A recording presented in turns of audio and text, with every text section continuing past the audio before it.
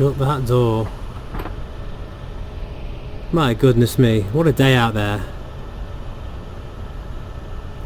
So, it's nice to be back in the TBM, in the Reverb. It's fantastic. Oh my goodness, I love it so much. And today we have just actually flown from London down to Cranwell, but it was so amazing that I want to do it again, and I thought I would bring you guys along with me. Just look at this, look at this. It's just absolutely fabulous. I can read all of those gauges. That G1000 just looks absolutely beautiful. It's such a gorgeous display. My eyes are so happy. I'm not having to struggle to read anything. I could literally spend hours and hours in this headset. In fact, I'm actually going to be spending a 5-hour session in this tomorrow, and I might record some of that to show you guys. I've now downloaded DCS, and I can't wait to bring some footage of that in the Reverb very soon. Very excited about that. What a great time to be into VR, guys. This headset, it's changed all the rules. It's beautiful. No pixels, no screen door. Those rain effects, they look like, I feel like I'm getting wet. It's that realistic. I will just stick my settings up in that corner there, just so you can see what I'm running. As you can see, that's very, very high indeed. In fact, actually, before we do that, let's just put our Direct 2 in for London City. E G L C. And as you can see, I'm not leaning in. I don't need to lean in. That is crystal clear. I think, more than the resolution itself, what is really nice on the eyes is just there's no pixels, there's no screen door, so you can look into the distance and it is exactly what it would look like. There's no blurriness, I guess, aside from the raw sort of clarity. Ooh, got a bit of wind here. This is real weather, running on active sky. We are using Ultimate Weather XP. I'm back using that again, and at the moment, we've been getting about 30-35 frames per second, but at the moment we're getting about 25, back up to 30 again, and the experience is really nice. Now, something I have noticed, that with asynchronous time warp currently not working really at this low frame rate, my movement of my head is still really nice. Now in the Oculus software, that would actually be like jittery, like this, and it would be very uncomfortable. So that's a plus there for Windows Mixed Reality. It's not as bad as you think, and as I'm waving my controller around as I'm talking, it's just no problem. And the battery so far has lasted quite a while. In fact, the batteries that came with the Reverb didn't last very long at all, but I'd recommend getting some Duracell rechargeable batteries, and they last really, really long time. And often I will just stick my controller on the desk, if I can, like that, if I can do it, and then just leave it there. And not, sometimes I'll just use my mouse instead. Whatever's easiest for that particular thing I'm doing. Oh, this is amazing. I love it. It's fantastic. Now tomorrow I'm going to be doing a 5-hour session, as I say, in this thing. I'm going to go from Oban in the Coronado B200 first and fly down to Newcastle. I'm basically going to make my way right down to Southampton, so the full breadth of the UK, and then from there we're going to take the Challenger over to Innsbruck. I might record some of that, but obviously being 5 hours, it's going to be a sort of mammoth session. I'm not going to be able to record all of that. It will eat my hard drive up for breakfast. So, but I'm amazed that I can sort of get away with this level of performance, really. As I say, most of the time, if I'm not in the TBM, I'm getting about 45 frames per second pretty much everywhere. But this seems to be the sort of the worst. You know, I've basically found the worst scenario I can, and then basically decided to record as well on top of that, to see if we can get away with it. And I think things are feeling good. But as I say, if we get closer to London, we're still 18 minutes away, we will most likely experience, right on cue, more of those moments where you kind of go into that screen.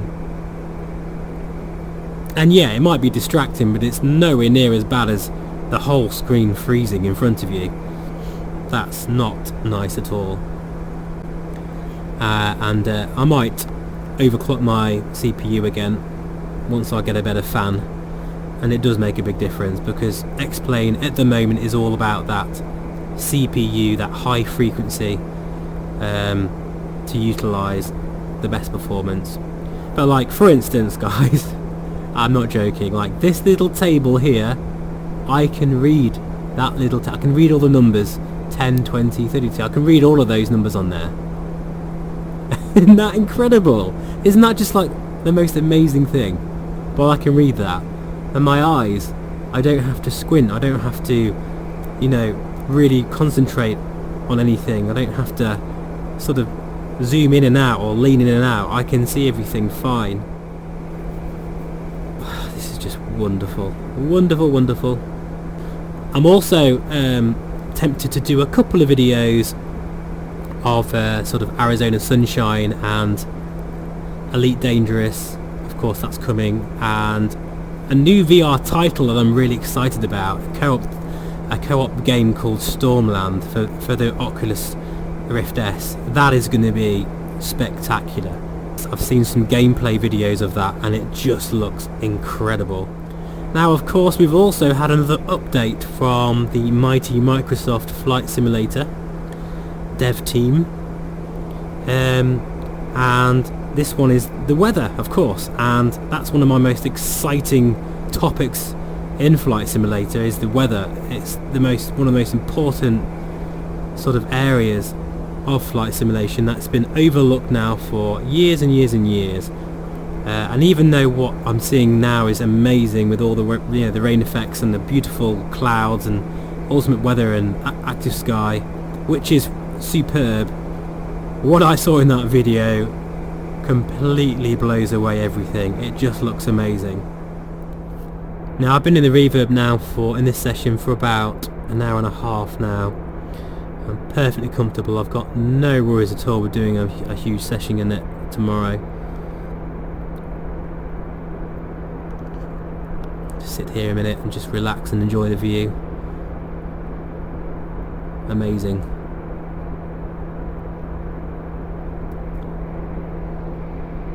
Now I've noticed a few people who have got Reverbs are having a few issues with dead pixels, and some of the cables aren't working, so unfortunately it's not a complete solid experience for a lot of people. I'm quite lucky that my headset seems to be a really, really good one. I think that's it, you know, you just need to make sure that you get a good one, and I recommend anyone who's buying one, just, you know, clear a bit of time in your diary and just use it and do these big hours in it, because you're going to know if it's going to work or not. You need to spend some good time with it, because you've got that window to send it back. I think it's about a couple of weeks. You know, really use it in that time to make sure that you are happy with it. So here we are, 5 minutes away from London City Airport, the most resource intensive area ever. I always like to try worst case scenarios. Chances are, you know, I won't be flying in these sorts of conditions all the time, of course, you know, so it's nice to know that wherever you are in X-Plane you're going to be okay. So it's always good to try sort of your worst area, bang loads of weather in, crank those settings up and see how you get on. I am pleasantly surprised with these results. It's very smooth. I am looking for the airport, but I currently cannot see it.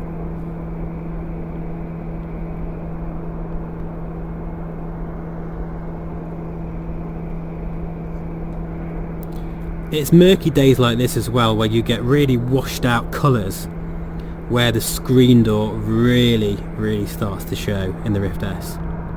Okay, there's the Thames. I can just see Dartford Crossing. A little bit of turbulence. So we can probably just about make it VR. Guys, this is amazing. Look at this. I'm in London. Heavy weather. In the Reverb. With a mid-range computer. In the TBM 900, as I say, which is a very intensely frame rate hungry aircraft.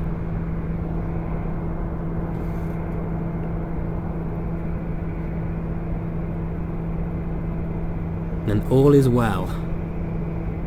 Oh God, this is so good. It's amazing. Okay, I've got a visual now on the airport. I've got the London Dome there as well. That's the funny thing, I can probably see better in the headset than you can on the screen, to be fair.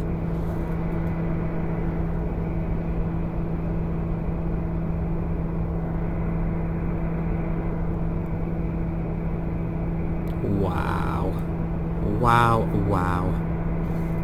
This is breathtaking. I love it so much. It's fantastic. 500. Okay, landing flaps in now. That is one hell of a scene. Look at the kind of mistiness and those skyscrapers and the windshield rain effects. And I'm crabbing in as well because it's quite windy. In fact, we've got a crosswind of 13 knots. And the performance is brilliant. Take a screenshot of that. Wow. Okay, the runway looks a little wonky because I haven't changed my contour, so what I'm going to do is I'm going to land a bit further up.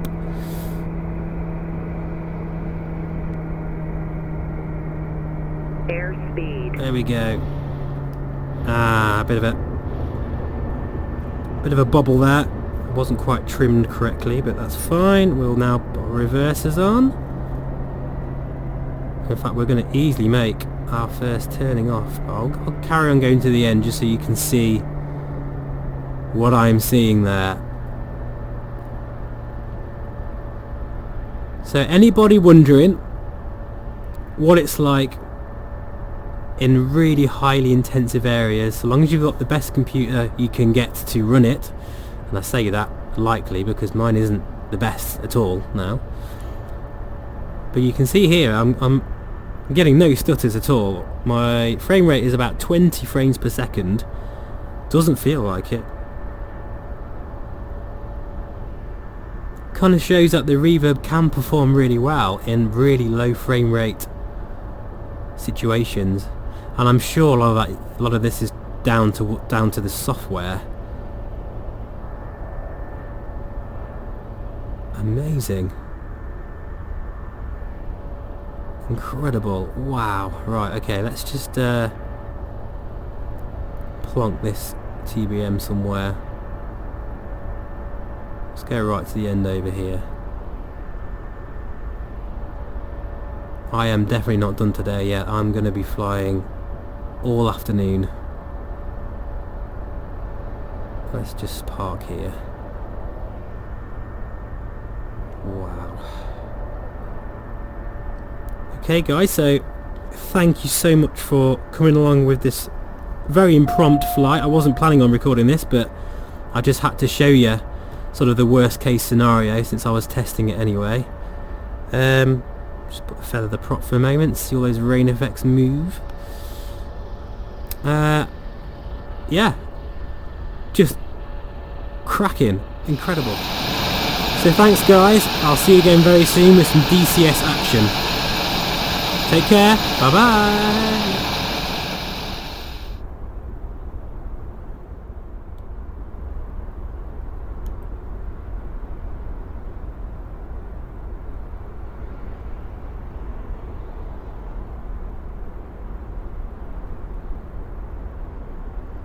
And I'm very pleasantly surprised. I can't talk. What's wrong with me?